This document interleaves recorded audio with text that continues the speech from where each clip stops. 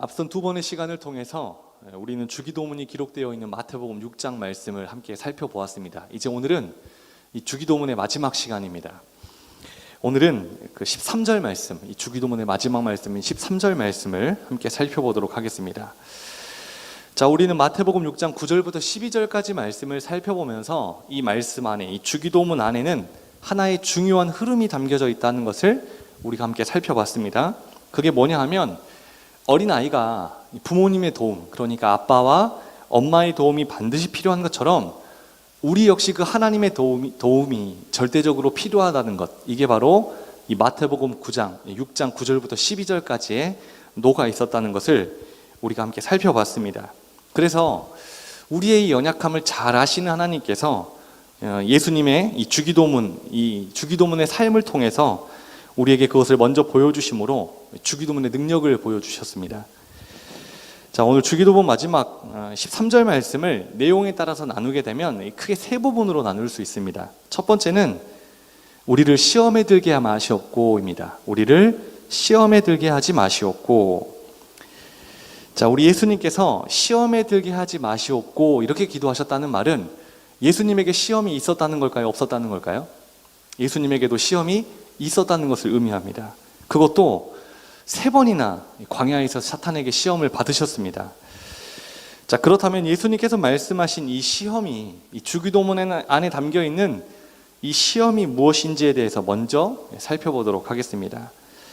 예수님께서 말씀하신 이 13절의 시험은 청년들이 일반적으로 생각하는 그 시험과는, 그러니까 나의 연약함 때문에, 나의 부족함 때문에, 나의 죄성 때문에 거짓을 말하고 누군가를 미워하고 또 마음으로 행동으로 죄를 지어서 신앙적으로 미끄러지는 것, 그래서 영적인 침체에 빠지게 되는 것, 그런 시험을 포함하고 있기는 합니다. 주기도문 안에, 예수님께서 기도하신 이 주기도문 안에 시험이라는 단어 안에 우리가 일반적으로 생각하는 그런 모든 내용들이 포함이 되어 있기는 합니다만, 하지만 예수님께서 오늘 이 주기도문을 통해서 말씀하신 시험 안에는 이 시험의 좀 더 정확한 의미는 이렇습니다. 자, 주기도문의 시작인 하나님의 이름이 거룩히 여김을 받도록, 그리고 그 하나님의 나라가 임하도록, 하나님의 뜻이 하늘에서 이루어지는 것처럼 이 땅에서도 이루어지기를 바라는 그 치열한 과정 가운데 만나게 되는 시험, 이게 바로 예수님께서 우리에게 말씀하시고자 하는 시험의 가장 정확한 의미입니다. 여러분, 예수님께서 광야에서 사탄에게 시험을 받으셨어요. 그것도 3번이나 당하셨습니다. 그런데 예수님께서 광야에서 3번이나 시험을 받게 된 이유가 뭘까요? 왜 예수님은 3번이나 시험을 당하게 됐을까? 예수님께서 우리가 이미 살펴본 마태복음 6장 9절과 10절, 주기도문에 기도한 대로 살려고 하셨기 때문에 이 사탄 마귀가 예수님의 삶을 그대로 두지 않고 계속해서 시험했던 것입니다. 그런 삶을 살지 못하도록 하기 위해서. 예수님의 삶은 하나님의 이름이 거룩히 여김을 받는 그것을 원하는 삶이었습니다.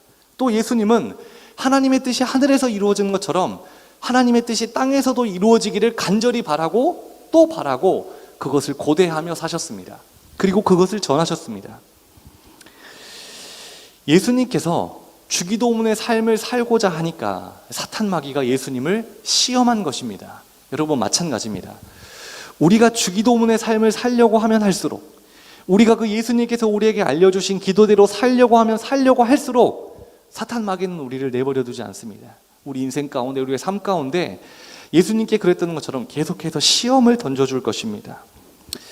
이 바라기는 우리 청년들이 주기도문의 삶을 살아가다가 만나게 되는 그 모든 시험 가운데에서도 넉넉히 승리하게 되기를 주님의 이름으로 축원합니다. 성경은 우리의 삶을 치열한 영적 전투, 영적 전쟁이다 이렇게 이야기하기도 합니다. 사도 바울도 에베소서 6장에서 우리의 삶을 이렇게 표현하는데요. 에베소서 6장 12절 말씀을 보면 우리의 씨름은 혈과 육을 상대하는 것이 아니요 통치자들과 권세들과 어둠의 세상 주관자들과 하늘에 있는 악의 영들을 상대함이라. 자, 이게 무슨 말이죠? 우리 싸움의 대상은 이 땅의 것이 아니라는 거예요. 우리 싸움의 대상은 악한 영이라는 것입니다. 그런데 우리는 우리가 싸워야 할 대상에 대해서 간혹 착각하며 살아갑니다. 내가 싸워야 할 대상이 때로는 내 배우자가 되기도 하고 내 부모 형제가 되기도 하고 내 직장 동료나 내 동역자가 내 싸움의 대상이라고 착각하며 그렇게 살아갈 때가 있다는 거예요. 여러분, 그러지 말아야 합니다. 우리말 성경에는 씨름이라고 표현되어 있는데 헬라어로 이 씨름이라는 단어를 보면 격투 또는 치열하게 싸우는 것, 이렇게 해석이 되어 있습니다. 그러니까 사실 후자가 훨씬 더 강력하고 정확한 의미가 되는 것입니다. 씨름 정도가 아니라 정말 치열한 격투, 치열한 전쟁, 치열한 것, 이렇게 해석하는 것이 훨씬 맞습니다. 여러분, 주기도문의 삶을 살고자 애를 쓰는 사람의 삶은 쉽지 않습니다. 그들의 삶은 정말 치열합니다. 당연한 것이 주기도문의 삶을 살고자 하는 자들의 사탄 마귀는, 즉 악한 영은 내버려 두지 않기 때문입니다. 그들을 쥐고 그들을 흔들려고 합니다. 그래서 이런 이야기 들어보셨을 거예요. 이 땅을 살아가면서 경험하게 되는 많은 시험에 대해서 감사하라. 왜냐하면 크리스천이 시험을 당한다는 것, 그것은 똑바로 살고 있다는 것의 또 하나의 증거가 되기 때문이다. 이 말에 동의가 되세요? 내가 예수님처럼 살고자 하면, 내가 주기도문의 삶을 살고자 하면 할수록 사탄 마귀는 우리를 내버려 두지 않는다는 거예요. 자, 여러분들의 일주일의 삶을 되돌아보세요. 세상인 것 말고 여러분들이 영적으로, 신앙적으로 믿음 안에서 예수님의 주기도문의 삶을 살려고 애를 쓰고 발버둥을 쳤는데 여러분들을 자꾸 세상에서 쥐려고 한다, 흔들려고 한다, 무너지게 만들고 유혹한다, 쓰러지게 만들려고 한다. 여러분 감사하세요. 여러분 똑바로 살고 있다는 겁니다. 제대로 살고 있다는 거예요. 그런데 그런 것을 전혀 느끼지 못했다. 내 삶에 그 어떠한 것도 느끼지 못했다. 그 전주와 전주는 똑같았다. 아무것도 기억이 나지 않는다. 안타깝지만 우리 그저 그렇게 살아가고 있는 겁니다. 가만 생각해 보세요. 우리가 예수님께서 기도하신 것 중에 딱 한 가지, 그러니까 하나님의 뜻이 이 땅에서 이루어지는 것, 이거 한 가지만 놓고 생각해 볼까요? 우리가 정말 이 땅에서 내 뜻이 아니라 하나님의 뜻이 이루어지기를 간절히 바라고 정말 그렇게 살려고 발버둥 쳤다면 우리 세상과 부딪혀야 맞습니다. 세상과 부딪히기 전에 나 스스로와 부딪혀야 맞습니다. 나는 내 뜻이 이루어지기를 원해요. 내가 기도는 하고 있지만 그 기도의 모든 내용이 다 나를 위한 겁니다. 내가 원하는 것, 내가 바라는 것, 내가 이루었으면 하는 것들을 우리는 구합니다. 그게 이루어졌으면 좋겠어요. 솔직히 그렇지 않아요? 하나님의 뜻 관심 없어요. 하나님의 나라 별로 관심 없습니다. 우리의 최대 관심사는 내 나라, 내 뜻이에요. 그게 좀 이루어졌으면 좋겠거든요. 그런데 정말 예수님이 기도하신 대로, 주기도문의 기도대로 살려고 애를 쓰고 발버둥을 쳤다면 나 스스로와 치열하게 부딪혀야 맞습니다. 내 뜻이 이루어졌으면 하는 나와 하나님의 뜻이 이루어졌으면 하는 것이 부딪혀야 맞다는 거예요. 치열하게 전쟁해야 맞다는 겁니다. 저는 우리 청년들이 매일의 삶이 이런 치열한 영적 전쟁이 되기를 간절히 축원합니다. 간절히 소망합니다. 그렇게 부딪히면 부딪힐수록, 치열하면 치열할수록, 다시 말씀드리지만 우리 그 주기도문의 삶을 살아가고 있다는 증거가 되는 겁니다. 세상과 타협하면, 세상과 손잡으면, 내가 한 발 양보하면, 내가 포기하면 부딪힐 일 없습니다.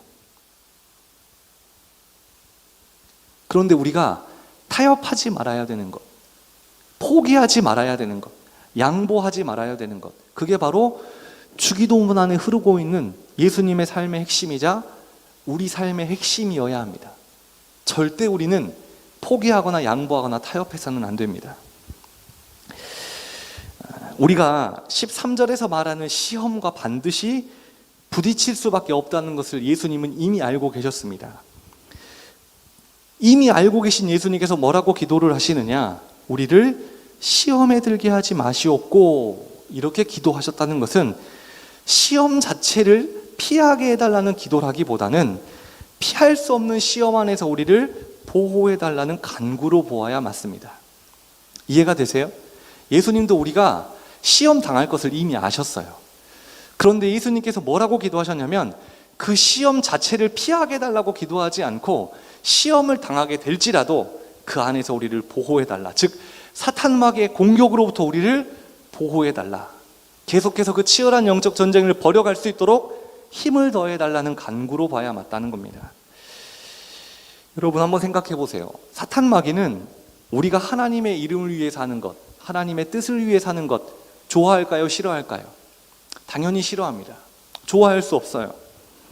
그래서 우리가 그렇게 살지 못하게 하려고 끊임없이 공격하고 또 공격하고 또 공격할 겁니다. 그럼 우리의 어느 부분을 공격할까요? 사탄 마귀가 우리를 하나님의 뜻대로 살지 못하도록 공격하는데, 끊임없이 공격하는데, 치밀하게 공격하는데 우리의 어떤 부분을 공격할까요? 약한 부분입니다.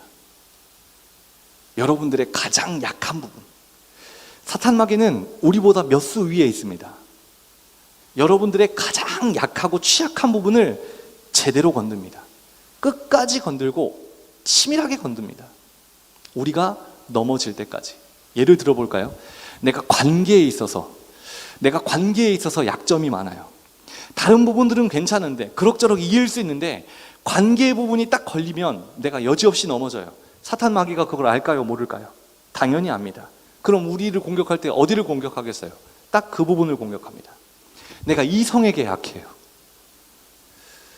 내 약점이 이성이에요. 그럼 딱 그 부분을 공격합니다. 내가 절대 건드리지 말았으면 하는 부분, 절대 들키고 싶지 않은 그 부분을 이미 알고 있고 그 부분을 공격한다는 거예요. 그래서 공격당하면 속절없이 무너지는 겁니다. 어제 무너졌는데 오늘 또 무너집니다. 내일은 안 무너질까요? 내일 또 무너집니다. 베드로전서 5장 8절의 표현을 빌리자면, 사탄 마귀는 우리를 넘어뜨리기 위해서 우는 사자처럼 우리를 지금도 찾고 있다, 이렇게 표현합니다. 하나님의 나라를 꿈꾸며 사는 자들, 저와 우리 청년들의 삶에는 시험을 피하는 것은 불가능합니다. 하지만 그 시험을 당하고 시험을 만나게 되고 치열하게 그 시험을 통해서 전쟁을 벌여가는 것, 이게 우리에게는 큰 영광이라는 것을 우리는 기억해야 합니다. 저희 어머니께는 참 죄송한 이야기지만, 제가 어렸음에도 불구하고 어머니가 참 많이 원망스러웠던 적이 있습니다.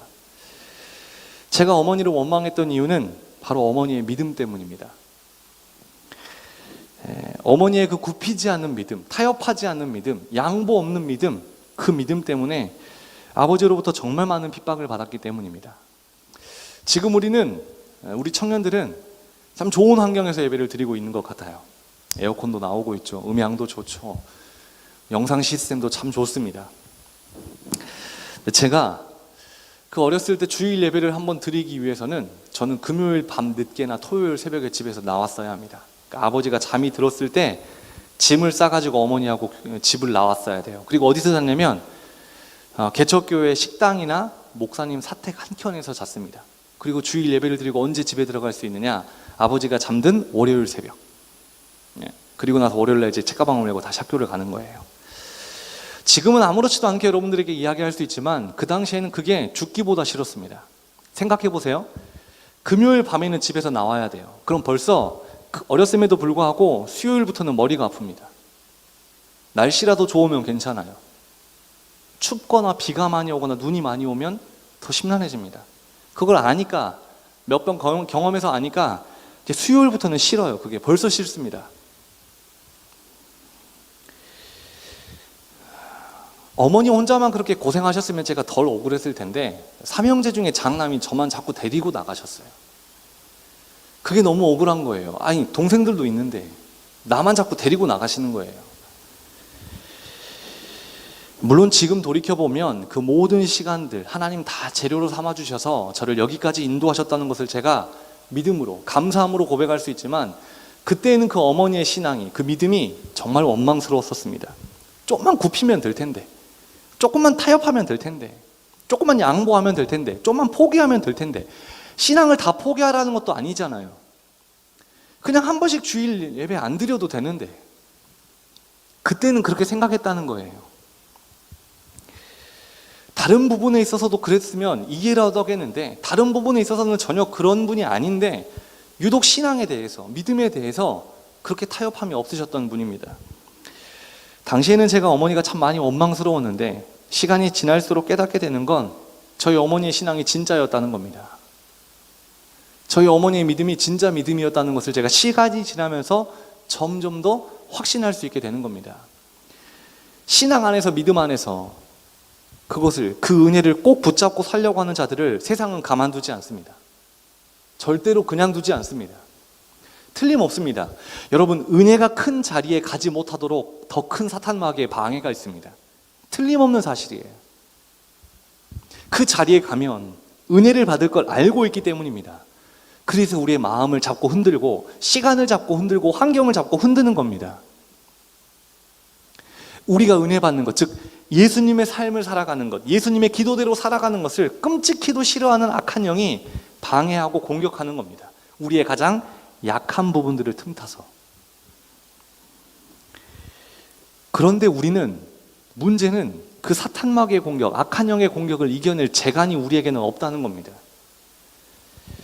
얼마나 치밀하고 치졸하게 우리를 공격하는 줄 모릅니다. 우리의 가장 약한 부분을 공격하기 때문에 우리는 그 공격을 버텨낼 수가 없습니다. 물질에 약하면 물질로 공격하고, 이성에 약하면 이성으로 공격을 하고, 관계에 약하면 관계로 공격을 합니다. 그러니 우리가 어떻게 버텨내겠습니까? 그렇기 때문에 우리를 시험에 들게 하지 마시옵고 라고 기도하신 예수님의 기도가 우리에게도 필요하다는 것입니다. 영적 전쟁을 살면서 피할 수는 없지만 그 시험 가운데 나를 보호해달라고, 나를 지켜달라고, 그 시험 가운데 나를 홀로 두지 마시고 나와 동행해달라고 구함으로 하나님의 능력을 힘입어서 우리가 앞으로 만나게 될 모든 시험, 지금도 만나고 있는, 마주하고 있는 그 모든 시험으로부터 넉넉히 이겨낼 수 있게 되기를 주님의 이름으로 축원합니다. 여러분, 우리 하나님은 우리의 아버지가 되시는 분입니다. 우리 아버지 되시는 그 하나님은 우리의 간구를 절대 모른 척 하시는 분이 아닙니다. 시험을 만나는 것은 피할 수 없지만 시험에 드는 것은 피할 수 있습니다. 왜냐하면 우리의 아버지 되시는 하나님께서는 주기도문의 삶을 살아가는 우리를 고아처럼 내버려 두시는 분이 아니기 때문입니다. 우리를 시험에 들게 하지 마시옵고 이렇게 기도하신 예수님처럼 여러분, 우리도 기도해야 합니다. 시험 가운데 처해 있는 우리를 보호해달라고, 지켜달라고, 동행해달라고, 나를 혼자 두지 마시라고 간절히 구함으로 말미암아 나를 공격하는, 그 치밀하게 공격하는, 나의 약점과 단점을 들춰내고 치졸하고 끈질기게 공격하는 그 모든 악한 영의 공격으로부터 우리 모두가 완전한 자유함을 누리게 되기를 주님의 이름으로 축원합니다. 자, 우리가 13절에서 두 번째로 살펴볼 것은 다만 악에서 구하시옵소서입니다. 자, 예수님께서 이어서 기도하실 때 악에서 구해달라 기도하셨습니다. 자, 여러분, 악이 뭘까요? 악, 많이 들어보셨잖아요. 선, 악. 선과 반대되는 개념이 악일까요? 여러분, 우리가 악에 대해서 이야기할 때 빠트림없이 빠트릴 수 없는 이야기가 있는데 그게 바로 죄입니다. 우리가 악에 대해서 이야기할 때 반드시 따라오는 게 바로 그 죄라는 건데요. 그래서 우리는 두 가지를 묶어서 죄악이라 이렇게 부릅니다. 둘은 뗄 수 없기 때문입니다. 좀 더 이해하기 쉽게 말씀을 드리면 죄는 뿌리라고 생각을 하면 되고 악은 열매라고 생각을 하면 됩니다. 죄라는 뿌리가 있으니까 악이라는 열매가 생기는 거예요. 내 안에 있는 죄가 작용을 해서 그게 이제 흘러나올 때 우리는 그것을 악이라고 부릅니다. 그러니까 미움이나 시기 혹은 교만, 정욕, 이렇게 악한 마음으로 그것이 나오기도 하고 살인이나 거짓이나 폭력 같은 행동으로 흘러나오기도 합니다. 여러분, 그럼 악의 반대 개념이 뭘까요? 선입니다. 하나님께서 우리를 창조하신 목적은 우리로 하여금 하나님을 영화롭게 하는 겁니다. 하나님을 찬양하는 겁니다. 바로 그 목적을 회복하시기 위해서 하나님께서는 하나밖에 없는 아들 예수님을 이 땅에 보내주시고 십자가에 달려 죽게 하심으로 우리를 구원해 주셨습니다. 성경에도 분명히 우리의 목적을 이야기합니다. 에베소서 2장 10절 말씀, 우리는 그가 만드신 바라 그리스도 예수 안에서 선한 일을 위하여 지으심을 받은 자니 이 일은 하나님이 전에 예비하사 우리로 그 가운데서 행하게 하려 하심이니라. 자, 지금 사도 바울이 말하고 있는 선한 일이 바로 나를 창조하신 창조대로, 그 목적대로 살아가는 것, 그게 바로 하나님이 말씀하시는 선입니다. 자, 정리하자면 이렇게 되는 거예요. 우리를 창조하신, 하나님께서 우리를 창조하신 목적대로 우리가 살아가는 것, 그걸 선이라고 합니다. 그럼 우리가 창조된 목적이 뭐라고 했죠? 하나님을 찬양하는 겁니다. 하나님을 영화롭게 하는 겁니다. 이게 곧 선입니다.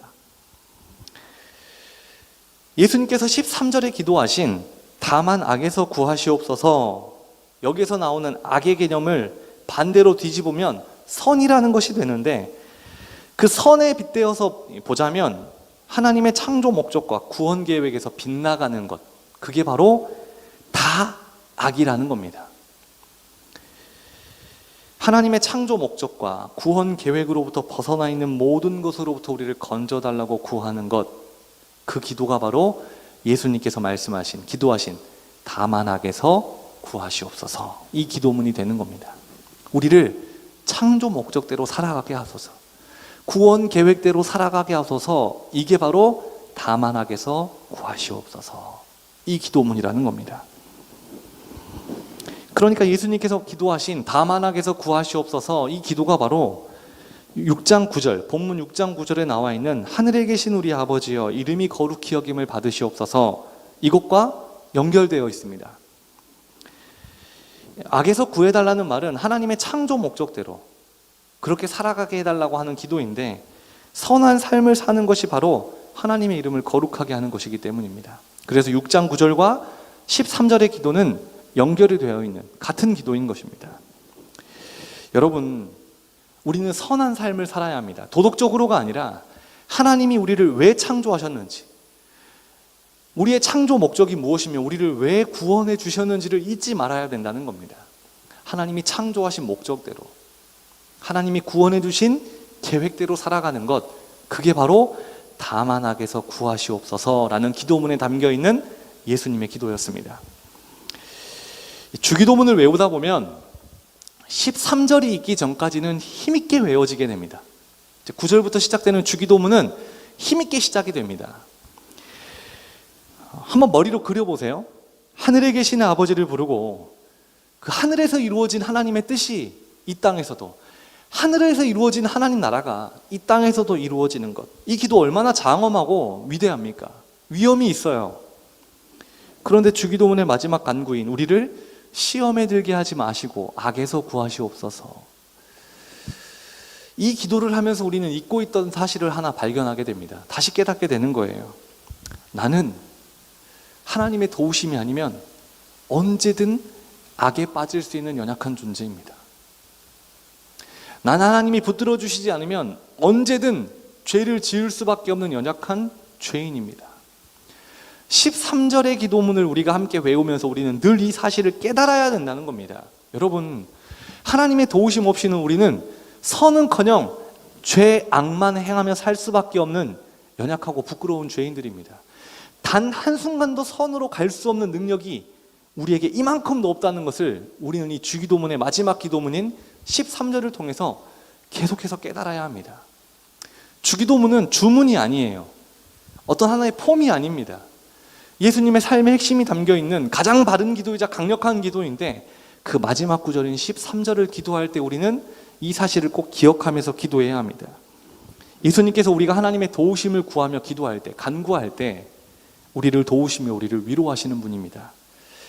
히브리서 4장 15절 말씀입니다. 우리 이 말씀을 함께 읽어볼까요? 함께 읽겠습니다. 시작. 우리에게 있는 대제사장은 우리의 연약함을 동정하지 못하시리가 아니요 모든 일에 우리와 똑같이 시험을 받으시니로되 죄는 없으시니라.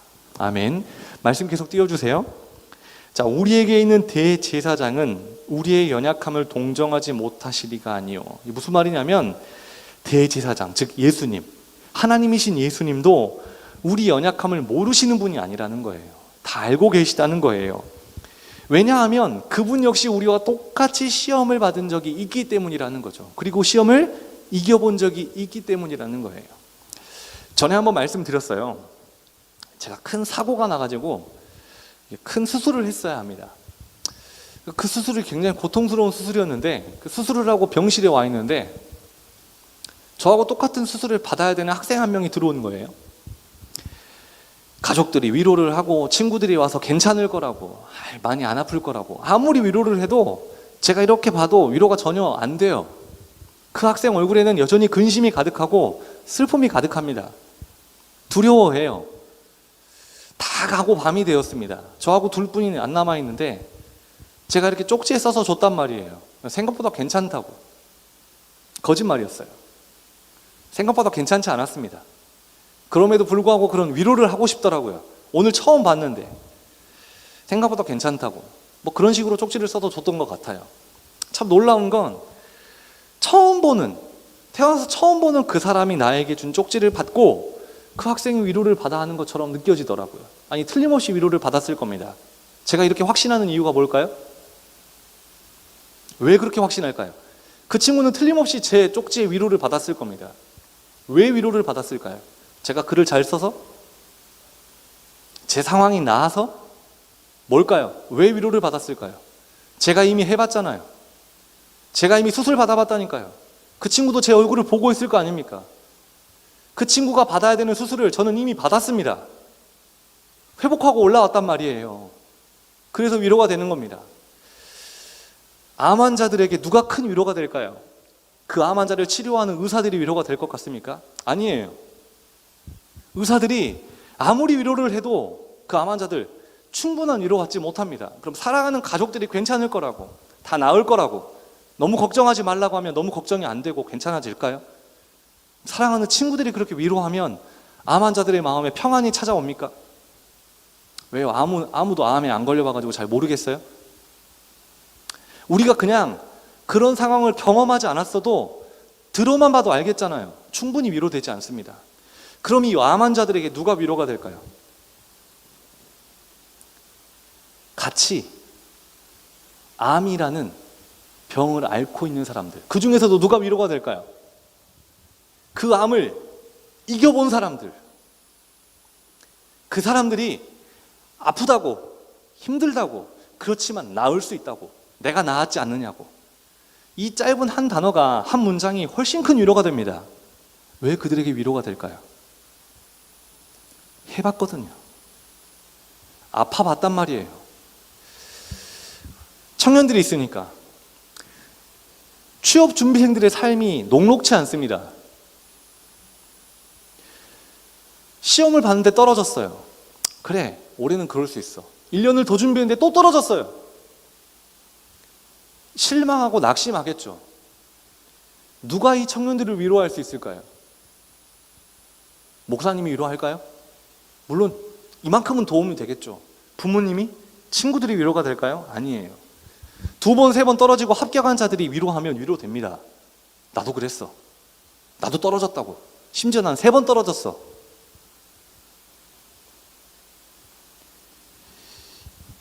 누가 우리를 위로할 수 있냐면 우리처럼 시험을 당해본 자가 우리를 위로할 수 있습니다. 우리처럼 똑같이 시험을 당하되 그 시험을 이겨본 자가 우리를 위로할 수 있는 겁니다. 그분이 누굽니까? 예수 그리스도입니다. 그래서 예수님이 나의 치료자가 되어주시며 나의 위로자가 된다고 고백할 수 있는 겁니다. 예수님이 우리가 경험하는 모든 감정들, 아픔들, 시험들 경험해 보셨습니다. 그리고 그 감정들, 시험들 이겨보셨습니다. 승리하셨다고요. 그런 예수님께서 우리를 위로하십니다. 그래서 우리가 위로함을 받을 수 있는 거예요. 그래서 우리가 주님을 바라봐야 되는 겁니다.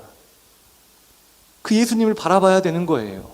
내 아픔을 들고 상처를 들고 문제를 들고 그 예수님께 가야 하는 이유가 바로 여기에 있습니다. 예수님만이 우리를 위로하실 수 있는 분이기 때문에, 예수님만이 우리를 치료해 주실 수 있는 분이기 때문에, 예수님만이 해결해 주실 수 있기 때문에 그 문제와 상처와 아픔을 들고 예수님께 나아가는 겁니다. 여러분, 그게 바로 에베소서 4장 15절 저 말씀의 의미입니다. 그래서 우리는 시험에 들어서 악에 빠져있는 우리를 모른 척하지 않으시고 우리를 도우시며 붙드시는 주님의 위로를 얻을 수 있는 것입니다. 혹시 지금 악에 빠져있다 할지라도, 죄에 빠져있다 할지라도 너무 절망하지 마세요. 포기하지 마십시오. 나를 건져주시며 나를 구원해 주시는 그 하나님께 나를 이 죄 악에서 건져주시고 구해달라고 간절히 구하세요. 다윗이 그렇게 구했던 것처럼. 여러분, 다윗이 큰 죄를 범합니다. 간음죄를 범하게 되고 그걸 덮기 위해서 살인죄를 범한단 말이에요. 하나님께서 나단 선지자를 보내서 그 다윗의 죄를 책망하십니다. 그리고 이 다윗이 회개하면서 뭐라고 기도를 하느냐? 나를 내버려 두지 말라고, 나를 포기하지 말아달라고, 나를 놓지 말아달라고, 나를 붙잡아 주시고 다시 한번 구원의 기쁨을, 구원의 즐거움을 회복시켜 달라고 간절히 구합니다. 다윗이 침상의 눈물로 젖을 만큼 간절히 구하니까 하나님께서 그런 다윗을 모른 척하지 않으세요. 다시 한 번의 은혜를 베풀어 주십니다. 그 구원의 즐거움의 은혜를 다시 한번 회복시켜 주세요. 다시 한 번의 은혜를, 건져주는 은혜를, 구해주는 은혜를, 치료해주고 싸매주는 은혜를 허락해 주신다고요. 죄악에 빠져있다 할지라도 절망하지 마세요. 포기하지 마세요.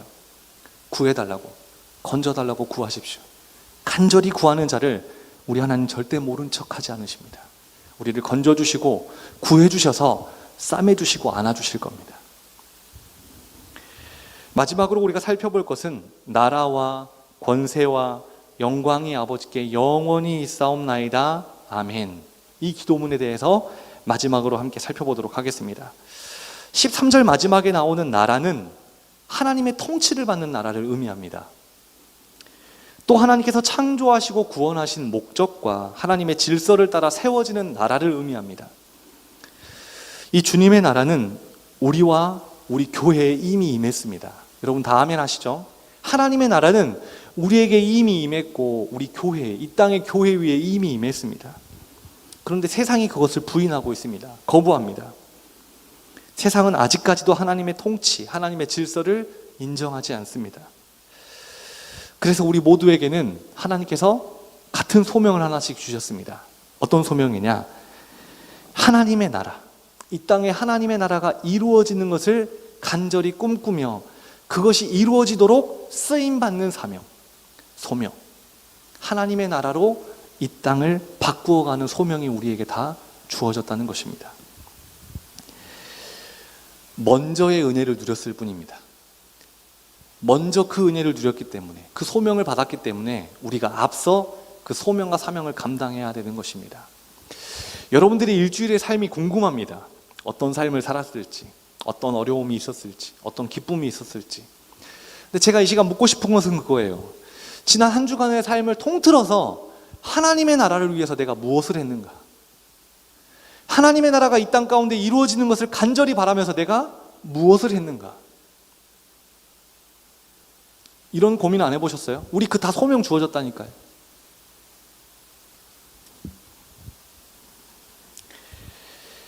(13절) 마지막에 권세, 13절 마지막 기도문에 나오는 권세라는 단어 역시 아버지께 영원히 있다, 이렇게 예수님 기도하십니다. 여러분, 권세는 능력, 힘, 이런 것을 의미합니다. 다이너마이트, 이 말의 어원이 권세로부터 시작됐습니다. 그러니까 파워, 능력, 이런 뜻을 가지고 있는 단어입니다. 권세도 아버지께 영원히 있다는 말은 이런 의미가 됩니다. 앞서 말한 하나님의 나라, 하나님께서 통치하시며 하나님의 질서를 인정하고 하나님만으로 다스려지는 나라, 그 나라를 이룰 폭발적인 능력도 힘도 다 누구에게 있다? 하나님에게 있습니다. 이것을 고백하는 겁니다. 역시 고백 안에도 우리의 연약함을 인정할 수밖에 없는 기도문입니다. 우리에게는 그 능력이 없기 때문에, 그 힘이 없기 때문에 그 능력과 힘을 소유한 하나님만이 영원하십니다. 여러분, 그렇습니다. 하나님의 나라를 이루는 것 하나님만이 하실 수 있습니다. 그 하나님께서 저와 우리 청년들을 통해서 그 하나님의 나라를 이 땅 가운데 임하도록 우리를 사용하시겠다 말씀하십니다. 예레미야 33장 2절 말씀을 보면 이런 말씀이 있어요. 우리 함께 읽어볼까요? 자, 함께 읽겠습니다. 시작. 이를 행하시는 여호와, 그것을 만들며 성취하시는 여호와, 그의 이름을 여호와라 하는 이가 이와 같이 이르시도다. 이를 행하시는 분이 누구라고요? 하나님이래요. 그것을 성취하는 분이 누구라고요? 여호와래요. 성경에서도 분명하게 밝히고 있습니다. 그런데 우리가 삶을 살아가다 보면 잠깐이지만 선이 패한 것처럼 느껴지기도 하고 악이 승리한 것처럼 느껴질 때가 종종 있습니다. 쉽게 설명하자면 이런 거예요. 믿지 않는 사람들의 사업이 번창합니다. 하나님을 거부하고 부정하고 심지어 하나님을 욕하는 자들의 삶이 우리 눈으로 보기에는 탄탄대로란 말이에요. 턱턱 붙습니다. 척척 열려요. 그때 우리는 상대적 박탈감을 느끼는 거예요. 뭐라고 느끼죠? 나는 하나님을 인정하는데, 나는 하나님을 믿는데 왜 내 삶은 이 모양이지? 저들은 하나님을 부정하는데, 저들은 하나님을 거부하는데, 저들은 하나님을 욕하는데 왜 저들의 삶은 나와는 다른 거지? 여러분, 그런데 그건 아주 잠깐일 뿐입니다. 모든 권세가 하나님께 영원히 있기 때문에 하나님의 권세 아래 악이 다시 무너지게 될 것입니다. 우리는 모든 권세와 능력이 아버지께만 영원히 있다는 사실을 믿으면서 우리 삶의 초점을 하나님께 맞추고 주기도문의 삶을 살아가야 합니다. 그 삶에 하나님께서는 최후 승리를 주실 것임을 믿으실 수 있기를 바랍니다. 마지막으로 영광도 아버지께 영원히 있습니다. 우리는 영광이라는 단어를 참 즐겨 사용합니다. 찬양 가운데도 참 많이 씁니다.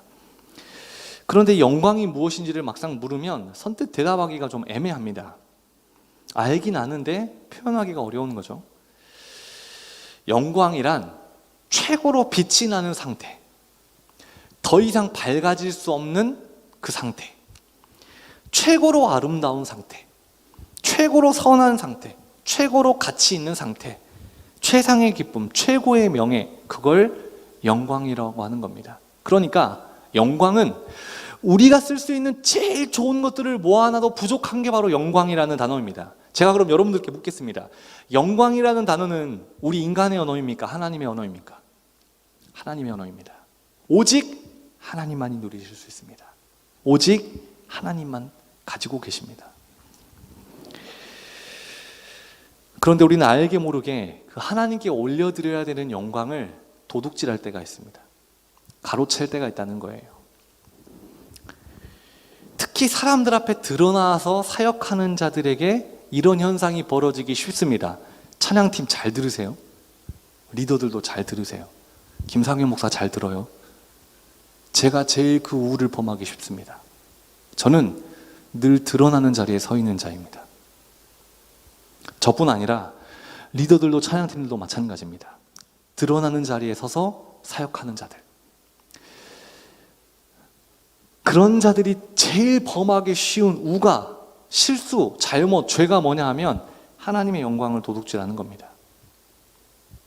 하나님 건데 내 거인 양 가져가는 거예요. 가로채는 거예요. 하나님이 하신 일을 내가 했다고 착각하는 것, 그게 하나님의 영광을 내가 가로채는 죄입니다. 여러분, 우리나라가 올림픽에서 아주 강한 몇 가지 종목들이 있죠. 그런데 우리나라가 너무 잘해서 그 종목 자체의 룰이 몇 번 바뀐 게 있어요. 뭘까요? 양궁입니다. 양궁. 지금까지는 다른 나라 선수들보다 제가 봤을 때는 압도적으로 잘합니다. 압도적으로. 그래서 이런 말이 있죠. 올림픽 나가서 메달 따는 것보다 대한민국 국가대표 양궁 선수가 되는 게 훨씬 힘들다. 실제로 그래요. 저번 올림픽 때 금메달리스트가 그 다음 올림픽 때 예선에서 국가대표 선발전에서 떨어지는 것을 수도 없이 봐왔습니다. 그만큼 우리나라 사람들이 양궁이라는 종목에 강하다는 거예요. 자, 양궁 선수들이 올림픽에 나가서 결승전에 나가서 텐 쏴서 금메달을 땄어요. 자, 시상식이 열립니다. 많은 사람들이 그 시상식을 축하하기 위해서 모여 있습니다. 자, 시상대가 세워졌어요. 1등, 2등, 3등. 문제. 그 시상대에 올라가는 건 양궁을 쏜 사람입니까? 화살입니까? 말 같지도 않는 질문을 했나요? 시상대에 누가 올라가요? 사람이 올라갑니다. 여러분, 우리는 화살이에요. 화살 주제에 그 시상대에 올라가려고 생각도 하지 마세요. 이 말은 우리 청년들보다 저 스스로에게 하는 말입니다. 사람들이 박수 쳐주는 거 여러분 때문에 쳐주는 거 아니에요. 환호하는 거 여러분 때문에 환호하는 거 아닙니다. 착각하지 마세요. 하나님에게 하는 겁니다. 화살은 아무것도 아닌 거예요. 도구일 뿐입니다. 아무것도 아니에요. 잊지 말아야 합니다. 우리는 진짜 아무것도 아닙니다. 영광은 오직 하나님께만 있는 것이며 그 영광은 하나님께 영원히 있다는 것. 우리는 그 영광을 가로챌 수 없고 가로채서도 안 되며 가로챌 수 없는 존재라는 것을 잊지 말고 명심해야 합니다. 하나님께만 영광이 영원토록 있는 것입니다. 말씀을 정리하겠습니다. 주기도문의 마지막 23절을 정리하자면 이렇게 됩니다. 우리가 하나님의 이름을 거룩히 여기며 하나님의 뜻과 하나님의 나라를 위해 살 때 사탄 마귀는 우리를 가만두지 않는다고 말씀을 드렸습니다. 그때 우리는 시험을 만나게 될 수는 있지만 그 시험 자체를 피할 수는 없지만 예수님께서 기도하셨던 것처럼 나의 아버지 되시며 나의 보호자가 되시고 나의 동행자가 되어주시는 그 하나님께 시험에 들게 하지 말아달라고, 시험 가운데 나를 보호해달라고 간절히 우리가 기도해야 합니다. 우리가 그렇게 기도하면 나를 보호하신 하나님의 은혜를 우리는 누릴 수 있게 되는 것입니다. 또 예수님은 악에서 구해달라 기도하셨습니다. 죄 없으신 예수님은 사실 악에서 구해달라는 기도가 필요 없는 분입니다. 안 해도 됩니다. 악에서 구해달라는 기도는 사실 저와 우리 청년들, 우리를 위한 기도였습니다. 우리는 스스로 죄에서 벗어날 수 없고 악에서 벗어날 수 없는 연약한 존재이기 때문에 그래서 주님의 도우심이 필요합니다. 예수님은 이 사실을 알고 계셨기에 이렇게 기도하시는 것입니다. 마지막으로 예수님은 하나님의 나라와 권세와 영광이 영원토록 하나님께 있다는 것을 기도했습니다. 여러분, 그렇습니다. 주의 나라를 이루실 권세도 하나님께 있고 영광도 하나님께 있습니다. 그것도 영원히 있습니다. 하나님의 나라는 하나님께서 이루실 것입니다. 그리고 하나님의 영광은 잠시 잠깐이 아니라 영원히 하나님께 있을 것입니다. 여러분, 우리도 예수님처럼 하나님의 나라를 꿈꾸며 하나님의 능력과 하나님의 힘과 그것을 겸손히 인정하고 영원하신 하나님께 모든 영광을 돌려드리며 그렇게 살아가기를 소원합니다. 우리 다 하나의 소명을 가지고 이 땅에 태어났습니다. 그건 하나님의 이름을 거룩히 여기는 것이고 하나님의 나라가 이 땅에 온전히 이루어져서 하나님의 뜻이 성취되는 것, 그 일에 쓰임받는 소명이 우리 모두에게 있습니다. 우리 청년들의 삶이 더 치열해지기를 원합니다. 서운하게 들릴 수도 있지만 사실입니다. 진심입니다. 매일매일이 치열한 영적 전쟁이었으면 좋겠고 더 많이 부딪혔으면 좋겠고 더 많이 치열해졌으면 좋겠습니다. 사탄 마귀가 여러분들을 가만두지 않았으면 좋겠습니다. 왜냐하면 우리는 그렇게 치열하게 살아갈 때 제대로 살고 있는 것이기 때문입니다. 끊임없이 죄 가운데 빠지게 하는 사탄 마귀와 우리는 부딪혀야 합니다. 그리고 우리는 이겨낼 것입니다. 내 삶에 아무런 일도 벌어지지 않는다. 어제와 오늘이 똑같다. 영적으로 아무 일도 일어나지 않는 것 같다. 잔잔한 호수와 같다. 우리는 다 이걸 꿈꾸지만 그건 문제 있는 삶입니다. 잘못 흘러가고 있다는 거예요. 가끔 청년들이 직접 통화하긴 좀 그렇고 저도 압니다. 고민하다가 저한테 문자를 보내고 카톡을 보내는 거 저도 잘 알고 있어요. 뭐라고 보내냐면 가끔 이런 이야기들을 합니다. 제 신앙이 예전 같지 않은 것 같습니다. 목사님, 기도를 해야겠는데 기도를 어떻게 해야 될지를 모르겠습니다. 자꾸 내가 원하는 것을 자꾸 내가 원하는 것만 하고 싶어집니다. 하나님의 말씀이 자꾸 나를 아프게 만들고 나를 불편하게 만듭니다. 목사님, 어떻게 해야 합니까? 참 감사합니다. 더 그렇게 됐으면 좋겠어요. 우리 청년들이 그런 고민이 더 커졌으면 좋겠습니다. 왜냐하면 이건 치열하다는 겁니다. 치열하다는 건 잘 살고 있다는 겁니다. 제대로 살고 있다는 겁니다. 예수님의 삶에 핵심이 녹아있는 주기도문의 삶을 어떻게든 청년들이 살아보고자 노력하고 애쓰고 있다는 겁니다.